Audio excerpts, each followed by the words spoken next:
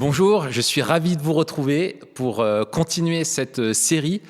Bonjour à vous, les membres de l'Église, et puis vous qui nous suivez de plus loin. On est vraiment content de pouvoir offrir ce temps ensemble en ligne d'enseignement. Vous le savez, Rolly l'a dit, nous continuons notre enseignement dans le livre des Actes. Et décidément, j'ai le mauvais rôle. Parce que il y a 3 semaines, je vous ai parlé de la mort d'Ananias et Saphira. Et aujourd'hui, je vais encore vous parler d'une mort. La mort d'un autre chrétien, c'est la deuxième dans le livre des Actes. Et en fait, j'ai l'impression d'être le croque-mort de cette série. L'événement d'aujourd'hui, c'est la mort en martyr d'Étienne. C'est un événement qui est vraiment difficile, mais qui est aussi plein d'espoir pour nous, parce que nous avons la chance de voir ce que Étienne a vécu au moment le plus difficile de sa vie. Et j'espère que ce récit va nous apporter beaucoup d'encouragement. Vous l'avez vu depuis le début que nous avons commencé cette série sur le livre des Actes, l'Église est en proie à une alternance de problèmes, des problèmes internes et des problèmes externes. Et là, de nouveau, alors que la semaine dernière, nous étions dans des problèmes qui étaient plutôt internes, nous rebasculons dans des problèmes externes. Mais là, on monte d'un cran. C'est le texte qui va être la bascule au niveau du livre des Actes, à la suite de la mort d'Étienne en martyr. C'est l'Église qui va être dispersée à cause de la persécution. Il va être malheureusement le premier de nombreux chrétiens persécutés. Et donc le ton monte d'un cran, et on va voir aussi qu'Étienne n'est pas seulement persécuté simplement par les autorités, mais par le peuple. Donc la tension monte d'un cran. Mais je crois que cet événement tragique va pouvoir nous apporter quand même beaucoup d'encouragement. Et je vous invite, sans plus attendre, à lire avec moi à partir donc de Actes chapitre 6, le verset 8. Et comme nous avons un long texte, je vais le découper pour l'expliquer, ce sera plus simple pour nous. Donc Actes 6, je vais lire les versets 8 à 10. Je vous invite à le lire. Étienne, plein de foi et de puissance, accomplissait des prodiges et de grands signes miraculeux parmi le peuple. Quelques membres de la synagogue, appelée synagogue des affranchis, c'était une synagogue de juifs de tradition plutôt grecque, des Cyrénéens, des Alexandrins et des juifs de Cilicie et d'Asie, se mirent à discuter avec lui. Mais ils ne pouvaient pas résister à la sagesse et à l'esprit qui inspirait ces paroles.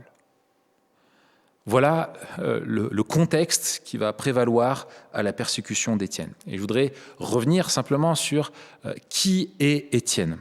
Je vous renvoie à la semaine dernière, nous avons vu avec Stéphane la nomination d'Étienne comme un des assistants dans l'Église. Et Étienne était l'un de ces 7 hommes qui secondaient les apôtres dans le service de l'Église. Il fut nommé, le texte nous le disait la semaine dernière, parce que c'était un homme rempli de foi, plein de foi et d'Esprit Saint, nous dit le verset 5. Et on retrouve quasiment la même expression ici au verset 8, un homme plein de foi et de puissance. Comme les autres assistants, Étienne avait reçu l'imposition des mains par les apôtres et s'est donc vu investi d'une autorité. Une autorité lui a été déléguée de représentation des apôtres auprès de l'Église pour régler les problèmes qu'il y avait en interne. Et aussi, on le découvre ici, au-delà de la communauté, au-delà de l'Église. Nous en découvrons un peu plus sur lui. Il n'est pas cantonné au service de l'unité d'Église, mais on le voit ici accomplir les mêmes miracles que les apôtres et porter aussi, lui, le message de l'Évangile dans la ville. Et donc, on voit ce ministère qui est plus large et il manifeste vraiment cette autorité déléguée en étant marqué par les mêmes capacités qu'avaient les apôtres. Et ainsi, on voit, il aide à participer au message, l'annonce du message avec les apôtres. Et nous allons voir maintenant cet homme rempli de l'esprit qui fait des démonstrations dans sa façon d'annoncer l'évangile que les personnes en face de lui ne peuvent rien répondre. Ils ne trouvent rien à redire à ce qu'il dit. Et nous allons voir comment est-ce qu'ils répondent à son enseignement. Et je vous invite donc maintenant à lire les versets 9 à 14 avec moi. Quelques membres de la synagogue, appelée synagogue des affranchis, des Cyrénéens, etc., d'accord, je reprends le texte, je vais un peu plus loin, donc n'arrivent pas à résister à ce que Étienne dit par le Saint-Esprit.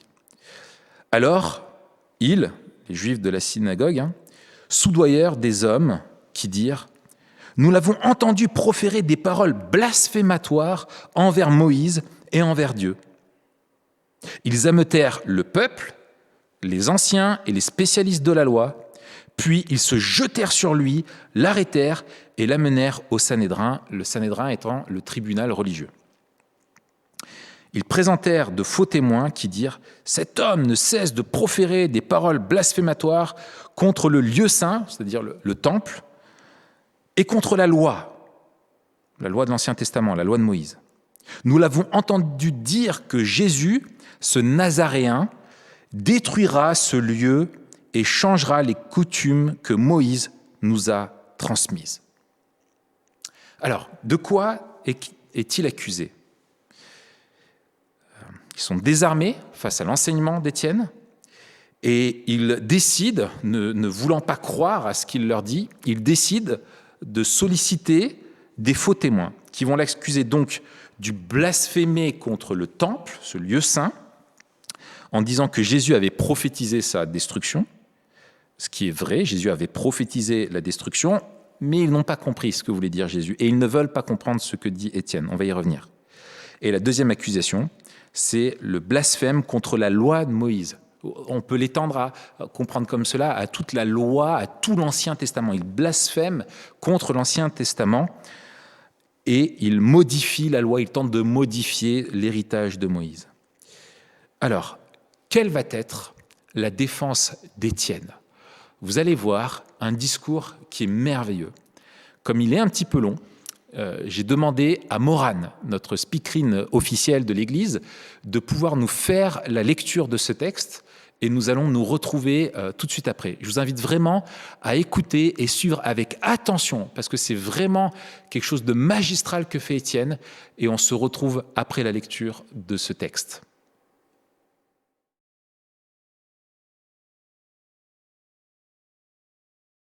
Tous ceux qui siégeaient au Sanhédrin avaient les regards fixés sur Étienne.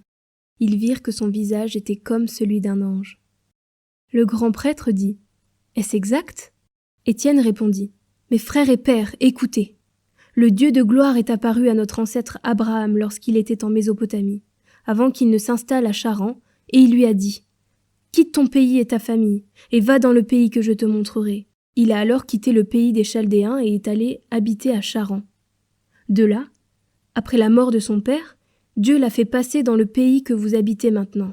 Il ne lui a donné aucun héritage dans ce pays, pas même de quoi poser son pied, mais il a promis de lui donner la possession, ainsi qu'à sa descendance après lui, alors même qu'il n'avait pas d'enfant. Voici ce que Dieu a dit. Ses descendants séjourneront dans un pays étranger. On les réduira en esclavage et on les maltraitera pendant 400 ans. Cependant, la nation dont il sera esclave, c'est moi-même qui la jugerai, dit Dieu. Après cela, ils sortiront et ils me serviront dans ce lieu-ci. Puis Dieu a donné à Abraham l'alliance de la circoncision. Ainsi, Abraham a eu pour fils Isaac, et l'a circoncis le 8e jour. Isaac a fait de même pour Jacob, et Jacob pour les 12 patriarches. Les patriarches, jaloux de Joseph, l'ont vendu pour qu'il soit emmené en Égypte, mais Dieu était avec lui, et l'a délivré de toutes ses détresses. Il lui a donné la sagesse et la grâce devant le Pharaon, le roi d'Égypte, qui l'a établi gouverneur de l'Égypte et de toute sa maison. Il est alors venu une famine dans toute l'Égypte et en Canaan. La détresse était grande et nos ancêtres ne trouvaient pas de quoi manger. Jacob a appris qu'il y avait du blé en Égypte, et il y a envoyé nos ancêtres une première fois. La deuxième fois, Joseph s'est fait reconnaître par ses frères, et le Pharaon a ainsi appris quelle était son origine. Puis Joseph a envoyé chercher son père Jacob et toute sa famille, composée de 75 personnes. Jacob est descendu en Égypte, où il est mort, ainsi que nos ancêtres. Leurs corps ont été transportés à Sichem et déposés dans le tombeau qu'Abraham avait acheté à prix d'argent aux fils d'Hamor et Sichem. Le temps où devait s'accomplir la promesse que Dieu avait faite à Abraham approchait. Et le peuple a grandi et augmenté en nombre en Égypte, jusqu'à la venue d'un autre roi qui n'avait pas connu Joseph. Ce roi s'en est pris avec perfidie à notre peuple et a maltraité nos ancêtres, au point de leur faire abandonner leurs enfants pour qu'ils ne survivent pas. À cette époque est né Moïse, qui était beau aux yeux de Dieu. Il a été nourri 3 mois chez son père, et quand il a été abandonné, la fille du pharaon l'a adopté et l'a élevé comme son fils. Moïse a été formé avec toute la sagesse des Égyptiens. Il était puissant en parole et en actes. Il était âgé de 40 ans lorsqu'il a eu à cœur de rendre visite à ses frères, les Israélites. Il en a vu un qu'on maltraitait, a pris sa défense et, pour venger l'homme malmené, a frappé l'Égyptien. Ses frères comprendraient que Dieu leur accordait la délivrance par son intermédiaire, pensait-il. Mais ils ne l'ont pas compris. Le jour suivant, il est venu au milieu d'eux alors que certains se battaient, et il a essayé de ramener la paix en leur disant « Vous êtes frères, pourquoi vous faites-vous du mal l'un à l'autre » Mais celui qui maltraitait son prochain l'a repoussé en disant « Qui t'a établi chef et juge sur nous ? Veux-tu me tuer comme tu as tué l'Égyptien hier ?» À cette parole, Moïse a pris la fuite et est allé habiter dans le pays de Madian, où il a eu 2 fils.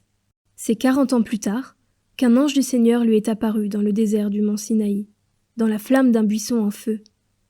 Voyant cela, Moïse a été étonné de cette apparition. Comme il s'approchait pour regarder, la voix du Seigneur s'est fait entendre. « Je suis le Dieu de tes ancêtres, le Dieu d'Abraham, d'Isaac et de Jacob. » Moïse, tout tremblant, n'osait pas regarder. Le Seigneur lui a dit « Retire tes sandales, car l'endroit où tu te tiens est une terre sainte. J'ai vu la souffrance de mon peuple qui est en Égypte. J'ai entendu ses gémissements et je suis descendu pour le délivrer. Maintenant vas-y, je t'enverrai en Égypte. » Ce Moïse, qu'ils avaient renié en disant « Qui t'a établi chef et juge ?» c'est lui que Dieu a envoyé comme chef et libérateur, avec l'aide de l'ange qui lui est apparu dans le buisson. C'est lui qui les a fait sortir d'Égypte, en accomplissant des prodiges et des signes miraculeux en Égypte, à la mer Rouge et au désert pendant 40 ans. C'est ce Moïse qui a dit aux Israélites « Le Seigneur notre Dieu fera surgir pour vous, parmi vos frères, un prophète comme moi. » C'est lui qui, lors de l'assemblée au désert, était avec l'ange qui lui parlait sur le mont Sinaï et avec nos ancêtres. Il a reçu des oracles de vie pour nous les transmettre. Nos ancêtres n'ont pas voulu lui obéir, mais ils l'ont repoussé et dans leur cœur, ils se sont tournés vers l'Égypte en disant à Aaron « Fais-nous des dieux qui marchent devant nous. » En effet, ce Moïse qui nous a fait sortir d'Égypte, nous ignorons ce qu'il est devenu. À ce moment-là, ils ont fait un veau, ils ont offert un sacrifice à l'idole et se sont réjouis de ce que leurs mains avaient fabriqué. Alors Dieu s'est détourné d'eux et les a laissés adorer les corps célestes, comme cela était écrit dans le livre des prophètes. M'avez-vous offert des victimes et des sacrifices pendant 40 ans dans le désert, communauté d'Israël ? Vous avez porté la tente de Moloch et l'étoile de votre dieu enfant, ces images que vous avez faites pour les adorer. Aussi, je vous déporterai au-delà de Babylone. Dans le désert, nos ancêtres avaient la tente du témoignage. Celui qui parlait à Moïse lui avait ordonné de le faire d'après le modèle qu'il avait vu. Nos ancêtres l'ont reçue et l'ont introduite sous la conduite de Josué, dans le pays conquis sur les nations, que Dieu a chassé devant eux. Et elle y est restée jusqu'à l'époque de David. David a trouvé grâce devant Dieu et a demandé la permission de trouver une habitation pour le Dieu de Jacob. Mais c'est Salomon qui lui a construit un temple. Cependant, le Très-Haut n'habite pas dans les temples faits par les mains de l'homme, comme le dit le prophète. Le ciel est mon trône, et la terre mon marchepied. Quelle maison pourrez-vous me construire, dit le Seigneur, ou quel endroit pourra être mon lieu de repos? N'est-ce pas ma main qui fait tout cela? Hommes réfractaires, incirconcis de cœur et d'oreille, vous vous opposez toujours au Saint-Esprit. Vous êtes bien comme vos ancêtres. Lequel des prophètes vos ancêtres n'ont-ils pas persécuté? Ils ont tué ceux qui annonçaient d'avance la venue du juste. Et c'est lui que vous avez fait maintenant arrêter et dont vous êtes devenus les meurtriers. Vous qui avez reçu la loi par intermédiaire des anges et qui ne l'avez pas gardée. Merci Morane pour la lecture de ce texte. Alors, vous avez entendu ce qu'a dit Étienne, et je vous suggère que Étienne, dans ce discours qui est d'une ingéniosité, vraiment, on voit l'esprit qui est derrière, poursuit un double but. Il a un double objectif qu'on va découvrir. Objectif numéro 1 d'Étienne, c'est de démontrer que Jésus est l'aboutissement de l'histoire, pas le temple. Et pour cela, Étienne rappelle les grandes étapes de l'histoire du peuple de Dieu pour leur démontrer que la présence de Dieu ne se cantonne pas uniquement au temple. La preuve, dit Étienne, Dieu s'est révélé d'abord à Abraham. Il mentionne Abraham était en Mésopotamie, pas dans la terre promise. Mais en Mésopotamie, Dieu s'est révélé à lui, et quand Dieu s'est révélé à Abraham, Dieu a dit « Recule-toi, car la terre où tu es est une terre sainte, est un lieu saint, quand Dieu s'est révélé. » Quand Dieu s'est révélé plus tard à Moïse, eh bien, il était aussi dans un pays étranger, et c'est par Moïse que le peuple a été conduit finalement dans la terre promise. Et c'est plus tard Josué qui a pu ramener lui-même par les conquêtes le temple, le tabernacle, qui était une espèce de tente en kit, là où était le lieu des sacrifices, qu'il a ramené dans ce fameux territoire. Et ensuite, eh bien, c'est le roi David qui voulut construire une maison pour Dieu, un temple en pierre, pour que le lieu des sacrifices puisse se faire. Et c'est son fils qui le construisit au final. Et à Étienne de conclure, cependant, le Très-Haut n'habite pas dans des temples faits par la main de l'homme, comme le dit le prophète, et là il cite Ésaïe, au chapitre 70, les versets 1 et 2. Donc Étienne dit, voici ce que dit l'Ancien Testament, « Le ciel est mon trône, dit l'Éternel, et la terre mon marchepied. Quelle maison pourrez-vous me construire, dit le Seigneur, ou quel endroit pourra être mon lieu de repos ? N'est-ce pas ma main qui a fait tout cela ?» Alors, vous voyez, ce qu'Étienne veut montrer, c'était que le temple n'était que transitoire. Les Juifs, eux, avaient enfermé Dieu dans le temple. Pour eux, c'était là qu'il devait rester. Ils se confiaient dans le service qu'ils rendaient dans le temple, dans la loi religieuse. Ils se confiaient dans tous les rituels plus qu'en Dieu lui-même. Et ils se sont tellement confiés dans les rituels qu'ils ont oublié ce que l'Ancien Testament leur disait à propos du temple, qu'il n'était que transitoire, mais qu'il pointait vers quelque chose de définitif. Le temple de Pierre est temporel. Jésus-Christ, lui, est l'accomplissement ultime. Le temple avait un rôle pédagogique, il annonçait et préparait la venue de Jésus. Et c'est ce que Jésus a enseigné à ses disciples. Jésus est le temple, c'est-à-dire qu'il est Dieu parmi nous. Il est Dieu qui est au milieu de nous. Il est le chemin qui mène au Père, lui, pas le temple. Et il a lui-même revêtu le rôle du prêtre parfait et accompli dans son propre corps, en s'offrant en sacrifice, le sacrifice ultime qui nous ouvre la porte, qui nous permet de rencontrer Dieu.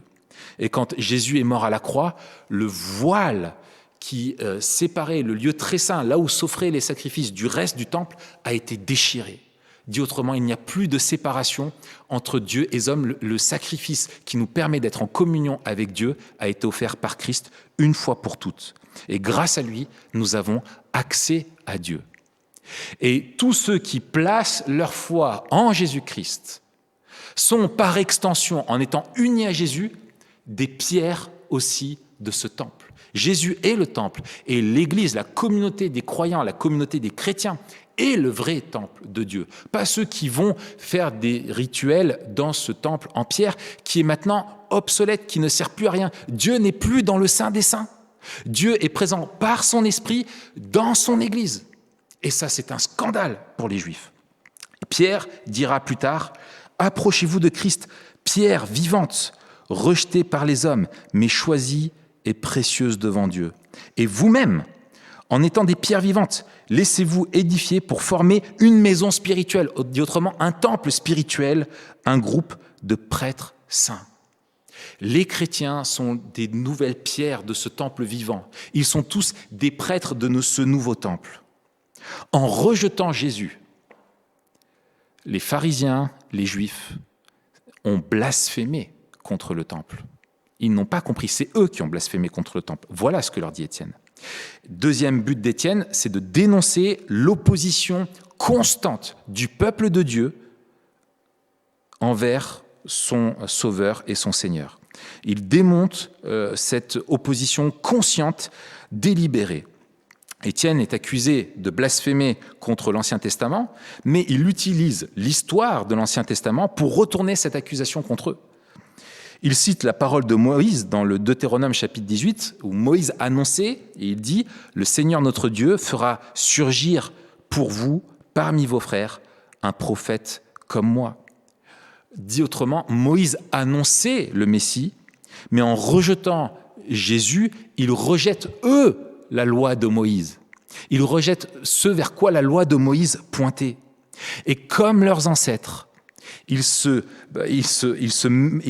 mettent en avant, ils s'illustrent par leur rébellion.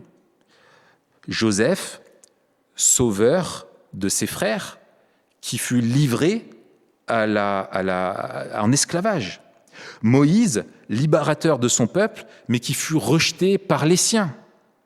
Et quand Dieu a révélé à son peuple comment il devait l'adorer, le peuple lui-même s'est encore détourné de Dieu et retourné vers l'idolâtrie dont il avait l'habitude quand il était dans le territoire de l'Égypte, avec le fameux épisode du veau d'or, etc. Le juste que les prophètes annonçaient, ce Messie à venir, ils en ont été les meurtriers. L'histoire est comme un miroir que Étienne place face à ceux qui l'accusent.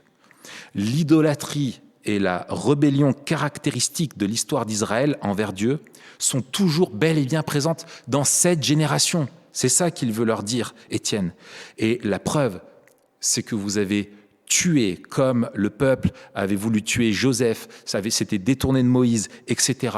Vous avez voulu tuer le Messie. Comment vont-ils réagir à ce message?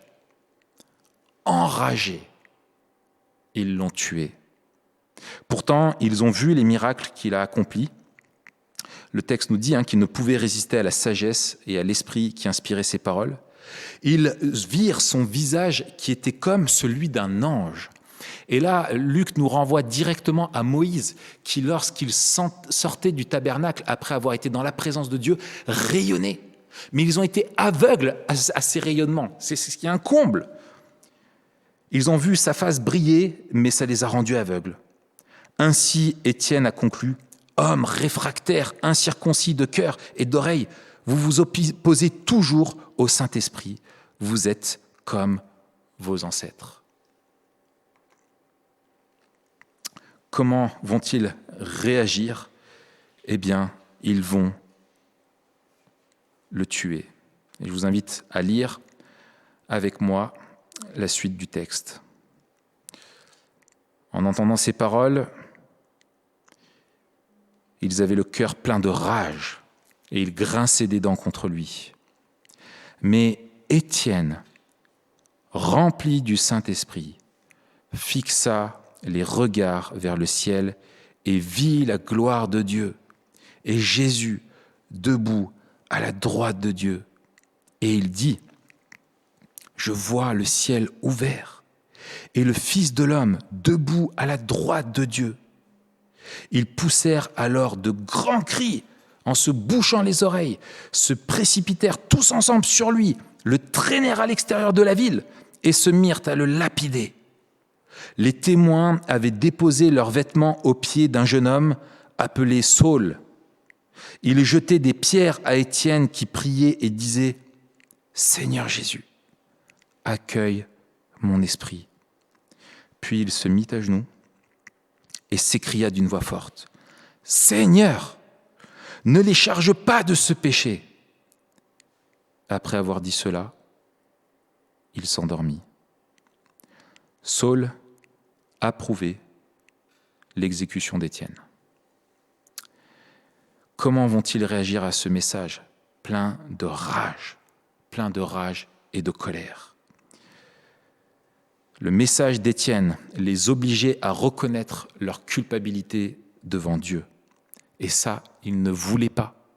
Ça les poussait à croire en Jésus et donc à renoncer tout ce en quoi ils avaient placé leur confiance.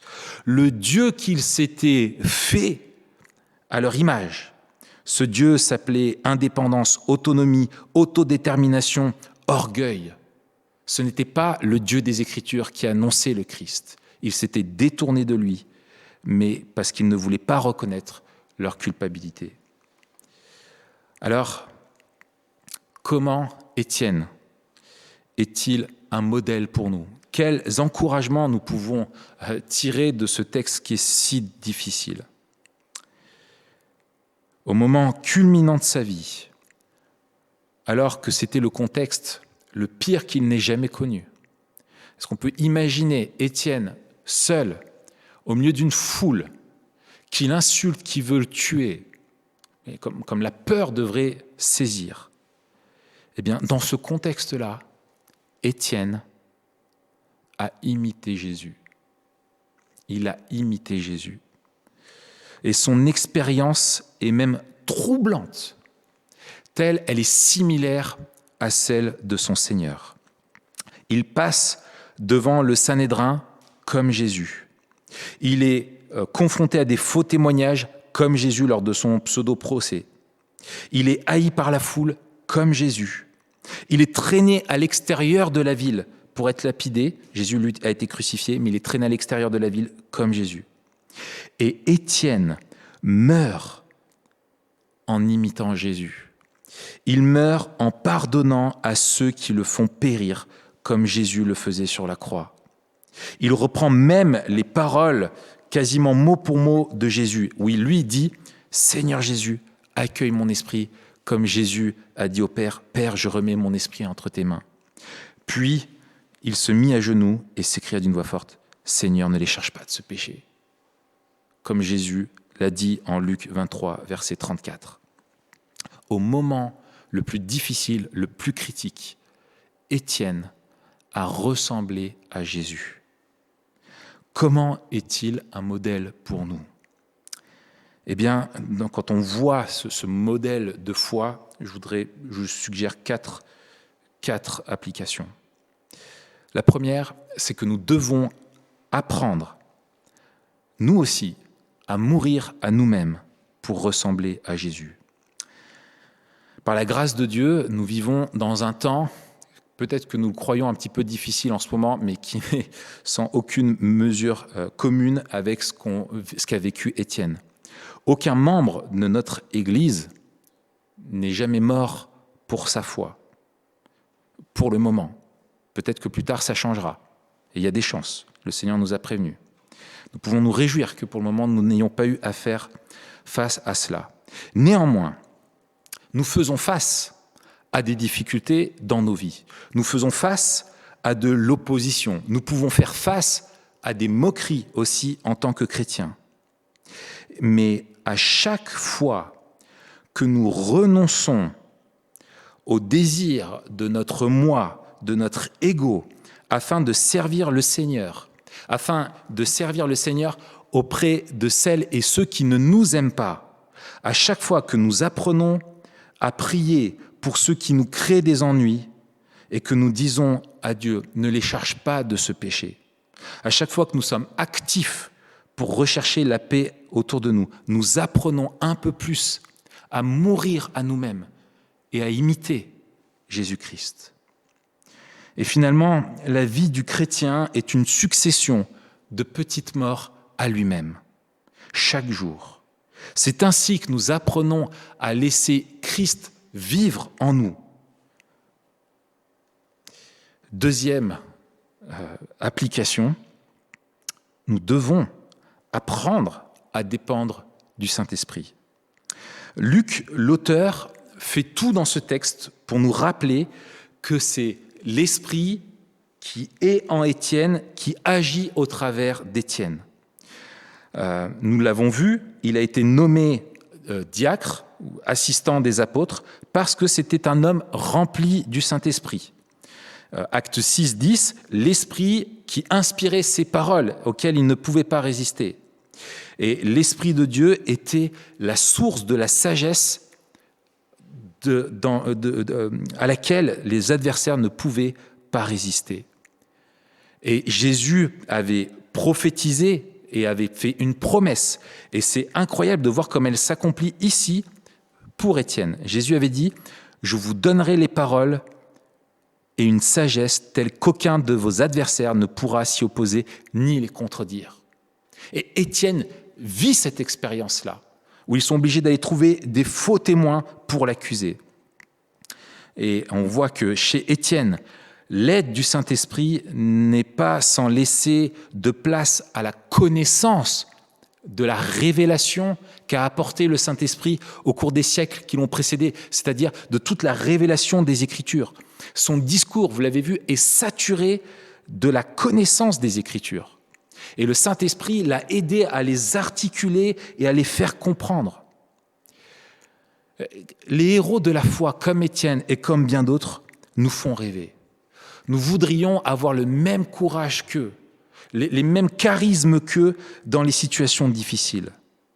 Nous voudrions avoir leur foi, mais je crois que Luc veut nous encourager à avoir aussi leur piété, à apprendre comme eux, surtout, à dépendre du Saint-Esprit. L'assurance de la paix qu'il a pu expérimenter au moment le plus crucial de sa vie est le fruit d'une vie qui était déjà conduite par le Saint-Esprit. C'est une conséquence. Et finalement, il a récolté, c'est le fruit de ses habitudes qu'il manifeste au moment le plus difficile. C'est une école. Troisièmement, nous savons que Christ a vaincu la mort au travers de cette expérience difficile. Dans sa mort, Étienne était consolé parce que Jésus est bel et bien vivant. Lui qui allait connaître la mort a vu Christ qui l'a précédé, qui est mort mais qui est ressuscité et qui va l'accueillir. Il a vu Jésus. Les prophètes de l'Ancien Testament et des hommes comme Moïse disaient « Mais Seigneur, fais-moi voir ta gloire » et ils n'ont pas pu la voir. Étienne, au moment le plus dur de sa vie, a vu Christ dans sa gloire, qui l'accueillait. Jésus voulait l'assurer, lui donner cette assurance au moment le plus difficile de sa présence. Et toutes celles et ceux qui font face à des expériences difficiles, traumatisantes dans leur vie, peuvent témoigner de la présence surnaturelle de Dieu, qui les porte, qui leur communique sa paix. Penser à la mort est inévitable, et c'est quelque chose qui est angoissant pour chacun de nous. Mais il y a quelque chose de sain, et je crois que si Luc veut nous donner tous ces détails, c'est pour nous encourager à nous préparer aussi aux difficultés. Charles Spurgeon disait que se préparer à mourir, c'est se préparer à vivre. Plus nous apprendrons à être conduits par l'Esprit, plus nous serons affirmés dans notre foi et conscients que Christ, lui, a vaincu la mort. Et la peur sera chassée par la lumière de Christ. Et enfin, une dernière remarque en guise de conclusion, une dernière application. Au milieu des ténèbres de cette histoire si triste avec Étienne, Christ demeure souverain. Pourquoi Dieu permet-il que quelqu'un qui est à peine en place comme Étienne, un jeune responsable dans l'Église, quelqu'un de doué, rempli de foi, un modèle pour tout le monde, qui manifestement il y avait des fruits dans sa vie, pourquoi Dieu a-t-il permis et a-t-il laissé ces hommes le tuer? Il aurait eu tellement de choses à faire encore devant lui. Pourquoi Dieu, encore de nos jours, permet que tant et tant de nos frères et sœurs passent par les mêmes épreuves qu'Étienne? Pourquoi? La question est sans réponse. La question est sans réponse. Et la souveraineté de Dieu est faite de choses qui nous échappent. Elle est mystérieuse, cette volonté souveraine, mais nous connaissons Dieu. Nous sommes dans une étape marquante de l'ère du plan de Dieu, l'étape où Dieu utilise son peuple pour l'envoyer dans le monde, envers et contre tout, jusqu'à son retour. Et ce peuple-là va connaître des difficultés, mais ce peuple reste en mission. Et Luc fait exprès de semer un rayon de lumière dans ce qui se passe. Luc a mentionné 2 fois ce jeune homme qui est présent, qui s'appelle Saul, que plus tard on appellera Paul, l'apôtre Paul, qui faisait partie de ceux qui voulaient tuer Étienne. Et sans nul doute d'avoir participé à cet événement, Paul qui pourra le raconter lui-même à Luc, cet événement-là, Paul qui participe à ça, pourra se rappeler à quel point il était lui-même mauvais. Et Jésus utilisera son histoire, sa participation à cet événement pour lui faire comprendre à quel point sa grâce est souveraine et infinie. Un homme comme Paul qui a tué Étienne, cet homme extraordinaire, lui qui a participé à son meurtre et au meurtre de plein d'autres chrétiens, c'est lui que Christ est allé souverainement sauver. C'est lui que Christ a choisi pour qu'il aille apporter l'évangile à des foules entières. Le pire des opposants, celui qu'on n'imaginerait jamais changer, a été transformé plus tard par Christ. Et Luc, au milieu de cet événement si sombre, veut nous rappeler la présence de Christ. Au milieu des ténèbres, il y a Christ qui est souverain. Je vous invite à prier avec moi. Seigneur notre Dieu, nous te rendons grâce pour la paix dans laquelle nous vivons aujourd'hui. Et nous pensons, le cœur lourd, à nos frères et sœurs qui meurent, qui sont torturés en ce moment même pour leur foi. Seigneur, que leur modèle de fidélité, comme celui d'Étienne, puisse nous encourager et nous apprendre, alors que nous sommes dans le confort, à ne pas le rechercher, mais à chercher à dépendre de ton esprit, afin d'être prêts en toutes circonstances, car nous ne savons pas de quoi l'avenir sera fait. Seigneur, nous te prions pour nos frères et sœurs persécutés et te demandons qu'ils puissent voir ta gloire dans les difficultés, que tu les assures de ta présence, que ton Saint-Esprit les inspire comme il a inspiré Étienne, afin qu'ils sachent témoigner de l'Évangile, que tu les gardes fidèles au message, et que par leur témoignage, il y ait plein de Sauls qui se transformeront en des Pauls. Utilise-les souverainement, Seigneur. Merci, parce qu'on sait que rien ne peut s'opposer à ta mission. C'est ta mission, tu en es le chef, tu la poursuis aujourd'hui dans ce monde, au travers de ton Église, fortifiée par ton Esprit. Et nous te prions, Seigneur, de nous utiliser, quel qu'en soit le prix, et de nous affermir dans notre foi. Au nom de Jésus. Amen. Nous sommes heureux d'avoir passé ce moment ensemble. Rendez-vous dimanche prochain à 10h30 sur notre chaîne YouTube. Pour mieux connaître notre Église, visitez notre site www.ecegrenoble.fr. Si vous désirez entrer en contact avec l'un des responsables, écrivez-nous à contact@ecegrenoble.fr. Retrouvez les liens du site et l'adresse de contact en description. À bientôt!